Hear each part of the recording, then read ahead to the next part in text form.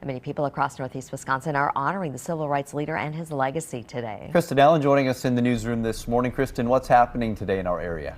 There are numerous events happening across the area. The Oshkosh Area School District is bringing the community together to reflect on Dr. King's call for justice and peace at 8 o'clock this morning at Vel Phillips Middle School. And this afternoon, the Green Bay Conservation Corps and We All Rise is hosting an event at the Central Library in Green Bay. You can help to assemble care packages for those in need, as well as enjoy a free meal and some family-friendly activities. That starts at 2:30 this afternoon.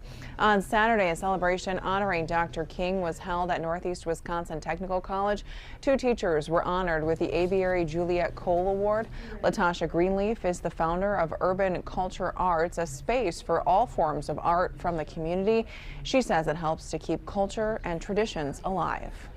What we put out there, especially with art, is traditional. That's how we teach our traditions, cultures. That's how everything is passed down. So everything these kids are seeing and experiencing and doing right now is what we're going to see in the next generation.